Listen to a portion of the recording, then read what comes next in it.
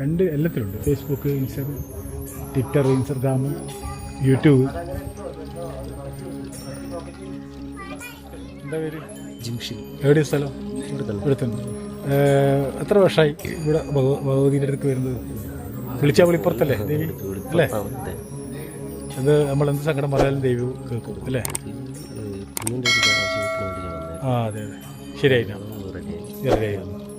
ധാരാളം ആൾക്കാരോട് നമ്മൾ ചോദിച്ചപ്പോഴും നമ്മളോടും പറഞ്ഞത് അത് തന്നെയാണ്. വിളിച്ചാൽ വിളിപ്പുറത്ത്. ഞാൻ എവിടെ നിന്നായിരുന്നു? കോഴിക്കോട് നിന്ന് ആദ്യമായിട്ട് അറിയുന്നത്. വൈഫ് ഹൗസ് എവിടെയാണ്? ഞാൻ ശരിക്കും കൊയിലാണ്ടിയാണ് അല്ലേ? കൊയിലാണ്ടി പിശാരിക്കാവിനടുത്താ. ശരി മോനെ, നമസ്തേ. പേരെടുക്കും കൂടെ പറയും. ജിംഷിൽ. എന്താ ചെയ്യുന്നു? ജോലി ചെയ്ത് CCTV.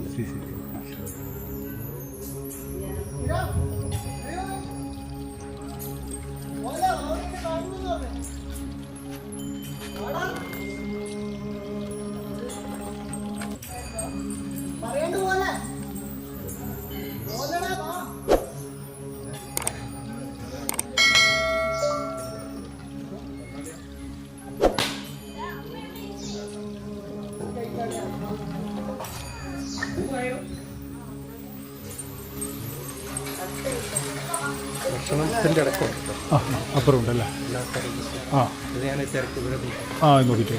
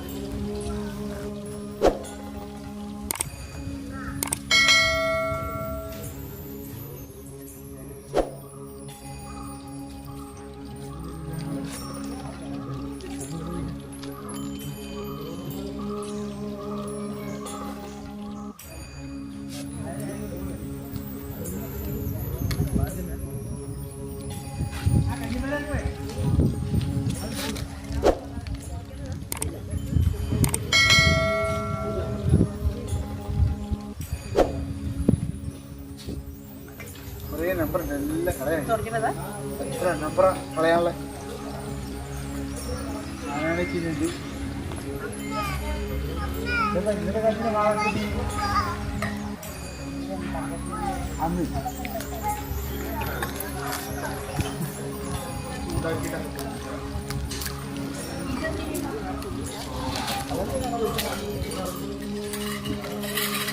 നിന്നെ ഒന്ന് ഒച്ചേട്ടപ്പോൾ ഞാൻ വെച്ച് കുരങ്ങനാന്ന്.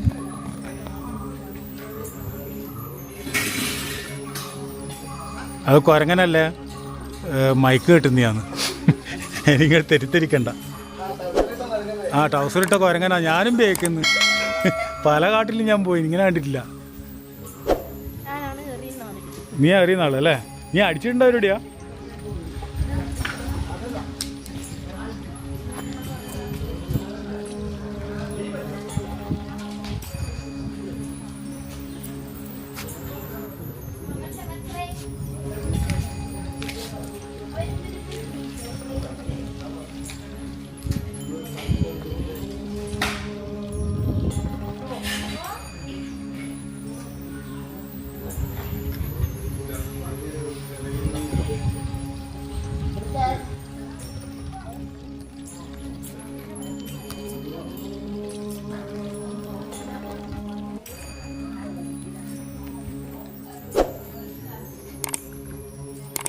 ഇവിടെയാണ് ഊട്ട് പോരാ കേട്ടോ, ക്ഷേത്രത്തിൻ്റെ.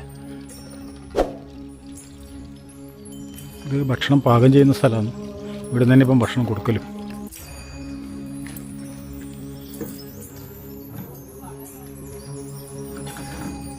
എവിടുന്നാ ഭക്ഷണം കൊടുക്കല്? അവിടെ നിന്നാ കൊടുക്കുക അല്ലേ? ശരി, ഞാനിപ്പോൾ ഇതെല്ലാം കഴിഞ്ഞിട്ട് വരാം.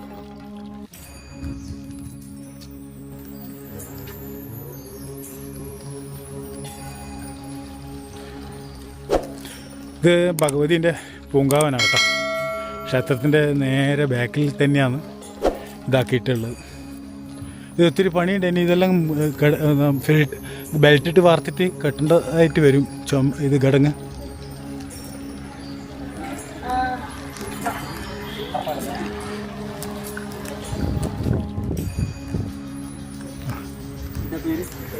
വിഷ്ണുമായ എന്ന് പറയും. ആ ഇതിലെക്കൂടി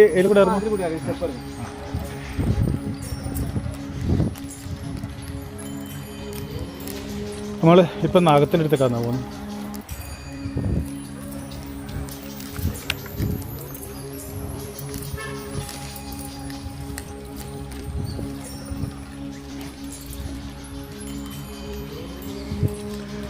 ഇവിടെ ഒരു ശിലയിൽ തന്നെ 2 നാഗങ്ങളെ കാണാം.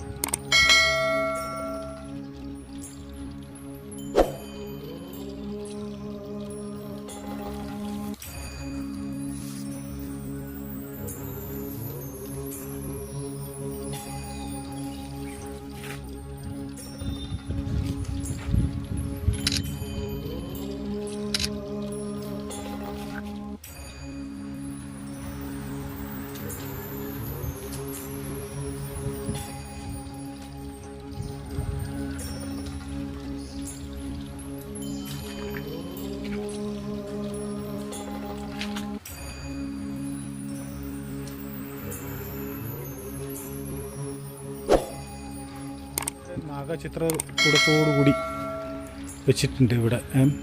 അഷ്ടനാഗങ്ങളെന്ന് പറയും, അങ്ങനെ പറയാം.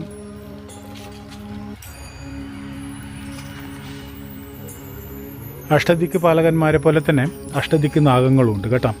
8 ദിക്കുകളിലായിട്ട് നാഗങ്ങൾ വസിക്കുന്നുണ്ട്. ഓരോ നാഗങ്ങളും ഇരിക്കുന്ന ഭാഗങ്ങളും ആചാര്യന്മാർ താളിയോല ഗ്രന്ഥങ്ങളിൽ നമ്മളെ ഗുരുക്കന്മാർ എഴുതി ചേർക്കപ്പെട്ട് വെച്ചിട്ടുണ്ട്. എന്താ വെച്ച് കഴിഞ്ഞാൽ വാസുക്കി ഏത് ഭാഗത്താണെന്നും തക്ഷകൻ ഏത് ഭാഗത്താണെന്നും വാസുക്കി, തക്ഷകൻ, കർക്കോടകൻ, പത്മൻ, മഹാപത്മൻ, ശംഖുപാലകൻ, ഗുളികൻ, ശേഷാവതാരം, ലക്ഷ്മിനാരായണ ശയനം, ആനന്ദൻ, കുയ്നാഗം, മണിനാഗം, പറനാഗം, കരിനാഗം, ജലനാഗം, നാഗിയക്ഷി, നാഗകന്യക, നാഗചാമുണ്ടി, പിന്നെ നാഗമുത്തശ്ശി എന്നും പറയും, നാഗമുത്തശ്ശി എന്നും പറയും. അങ്ങ് തെക്കോട്ടെല്ലാം പോകുമ്പോൾ അങ്ങനെയാണ് ഉണ്ടാവുക. അപ്പം പറനാഗം എന്നൊക്കെ പറയും. കുയ്നാഗം എന്ന് വെച്ചാൽ മണ്ണിൻ്റെ അടിയിലുള്ള നാഗത്തെയാണ് നമ്മൾ സൂചിപ്പിക്കുന്നത്. പിന്നെ വാസുക്കിയെ അറിയാലോ, മഹാദേവൻ്റെ കഴുത്തിലുള്ളത് വാസുക്കിയാണ് ഭഗവാൻ. അപ്പം ശരിക്കും പറഞ്ഞാൽ വാസുക്കി എന്ന് പറയുന്നത് മഹാദേവൻ തന്നെയാണെന്ന് പറയപ്പെടുന്നത്. ഇപ്പോൾ നന്ദിയെപ്പറ്റി നമ്മൾ പറയുന്നില്ലേ, അതുപോലെ തന്നെയാണ് പറയപ്പെടുന്നത്. അതുപോലെ അനന്തൻ എന്ന് പറയുന്നത് ഭഗവാൻ നാരായണൻ്റെ ശയനമായി കിടക്കുന്ന ആളാണ്. അദ്ദേഹത്തിൻ്റെ കൂടെ തന്നെ രണ്ട് മൂന്ന് അവതാരങ്ങളിൽ പ്രത്യക്ഷപ്പെട്ടിട്ടുണ്ട്. അദ്ദേഹത്തിനും ഒരു ഭാഗ്യം ലഭിച്ചിട്ടുണ്ട് ഭഗവാന്റെ കൂടെ യാത്ര ചെയ്യാനായിട്ട്, അനുജനായിട്ടും ഏട്ടനായിട്ടും ഒക്കെ ആയിട്ട്. മനസ്സിലായ? അപ്പം അത് അങ്ങനെയാണ്. ഇപ്പം നമുക്ക് അറിവുള്ള കാര്യങ്ങളെക്കാൾ കൂടുതൽ നമുക്കറിയാത്ത കാര്യങ്ങളാണ് ഞാൻ പറഞ്ഞില്ലേ. നമ്മൾ ഓരോ അനുഭവങ്ങളിൽ കൂടിയാണ് നമ്മൾ ഓരോ പാഠങ്ങൾ പഠിക്കുക. നമ്മൾ ഈ ക്ഷേത്രത്തിൽ വന്നപ്പം ഇവിടുത്തെ കമ്മിറ്റിക്കാർ ആ പെരുമാറ്റം ഒന്ന് വേറെ തന്നെയാണ്. കാരണം വെച്ചാൽ ബാബുവേട്ടൻ്റെ ആയിക്കോട്ടെ, ഇവിടുത്തെ പൂജാരിൻ്റെ അടക്കം പോസിറ്റീവാണ്. പോസിറ്റീവാന്ന് വെച്ച് കഴിഞ്ഞാൽ അത് പറഞ്ഞറിയിക്കാൻ കഴിയില്ല. നിങ്ങൾക്ക് കാണിച്ചു തരാം, കേൾപ്പിച്ചു തരാം. മനസ്സിലായില്ലേ? ഇപ്പം നമ്മളുള്ളത് നാഗക്ഷേത്രത്തിന് മുന്നില്ല കേട്ടോ. നമ്മൾ സാധാരണ നാഗത്തിന് തറകളായിട്ട് മാത്രമേ നമ്മൾ എല്ലാ സ്ഥലത്തും കാണാറുള്ളൂ അല്ലേ? തറകളായിട്ടാണ് നമ്മൾ എല്ലാ സ്ഥലത്തും സ്വതവേ എല്ലാ സ്ഥലത്തും തറകളായിട്ടാണ് നാഗത്തിനെ നമ്മൾ സ്ഥാപിച്ചിരിക്കുന്നത് കാണൽ. പക്ഷേ ഇവിടെ ഭഗവാന് നാഗത്തിന് ക്ഷേത്രം തന്നെ പണിഞ്ഞിരിക്കുക. ഓക്കെ, മണ്ണാർശാലയിലുണ്ട്, പിന്നെ അതുപോലെ പാമ്പമ്മേക്കാട്ട് ഇല്ലത്തുമുണ്ട്, പിന്നെ മറ്റ് വെട്ടിക്കോട്ട് നാഗരാജക്ഷേത്രമുണ്ട്. അപ്പം ചിലതൊക്കെ തറയമേൽ മാത്രമാണ് നമ്മൾ വെച്ചുള്ളൂ. ചുറ്റും കാടാണ് കേട്ടോ, ചുറ്റും കാട് പിടിച്ച സ്ഥലങ്ങളാണ്. നിങ്ങൾക്ക് വന്നാൽ പോകാൻ തോന്നില്ല. പിന്നെ ഇവിടെ വരുന്നവർക്ക് ബുദ്ധിമുട്ടോ പ്രയാസങ്ങളൊന്നുമില്ല. ബസ് ഇറങ്ങിയാൽ കുറച്ച് ദൂരെ നടക്കാനുള്ളൂ. അത് ക്ഷേത്രത്തിൻ്റെ മുന്നിൽ തന്നെ ക്ഷേത്രത്തിൻ്റെ പേരും കൂടി ഇതിൽ ഉൾപ്പെടുത്തിയിട്ടുണ്ട്. നല്ല കൂളിംഗ് വന്നു കേട്ടോ ഇവിടെ. നോക്കട്ടെ, ധാരാളം പേരുണ്ട്. മുകളിലാണ് ആൾക്കാരെല്ലാം ഉള്ളത്. അപ്പം ആൾക്കാർ, പിന്നെ അത് മാത്രമല്ല, ഇവിടെ വിശന്ന് കൊണ്ട് ആരും പോകരുതെന്നാണ് ഇവിടുത്തെ ഒരു നിയമം. എന്താ വെച്ച് കഴിഞ്ഞാൽ ഇവിടെ വരുന്നവർക്ക് ആഹാരം കൂടി നൽകുന്നുണ്ട് കേട്ടോ.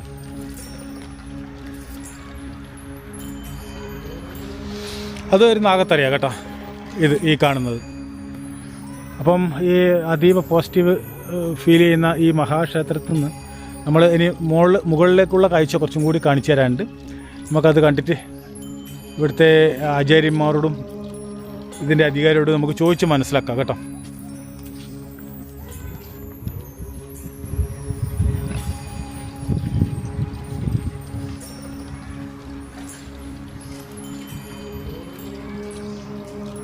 നാഗങ്ങളാണ് എങ്ങനെയാണെന്നൊക്കെ അറിയണ്ടെങ്കിൽ ഇതിൻ്റെ അധികാരികളോട് തന്നെ ചോദിക്കേണ്ടി വരും. കാരണം രണ്ട് ഇത് റൂമാണ് ഉള്ളത്. അതായത് 2 കോവിലായിട്ടാണ് ഇവിടെ 2 താഴെ കൂടെ 2 ഇതായിട്ടാണ് ഇരിക്കുന്നത്. അപ്പം അതിലെല്ലാം ഈ 2 ആൾക്കാരും കാണുന്നുണ്ട്. അപ്പം ബാക്കിയുള്ളത് അവരോട് ചോദിച്ച് മനസ്സിലാക്കാം. നമുക്കറിയാതെ ഒരുപാട് കാര്യങ്ങളുണ്ട്. അപ്പോൾ അതിൻ്റെ അധികാരികൾ അവരേത് രീതിയിലാണ് അത് പ്രതിഷ്ഠിച്ചിട്ടുള്ളത്, എങ്ങനെയാണ്, പിന്നെ എങ്ങനെയാണ് ഇത് കണ്ടെത്തിയത്, ഒക്കെ കാര്യങ്ങൾ നമുക്ക് ചോദിച്ച് മനസ്സിലാക്കാം. മുകളിൽ നിന്ന് പുഷ്പവർഷം വീണെന്ന് പറഞ്ഞല്ലോ, അതുപോലെ അതാ മുകളിൽ നിന്ന് ഇങ്ങനെ പൂക്കളെല്ലാം വീണുകൊണ്ട് പോകുക. കണ്ടാ കാട്ടുപൂക്കൾ കണ്ടാ, ഇലയിലും വീണുണ്ടെങ്കിൽ ഉണ്ടാ പറയുമ്പം തന്നെ അത് ഫുൾ പ്രകൃതി ഒന്ന് ഇളകി.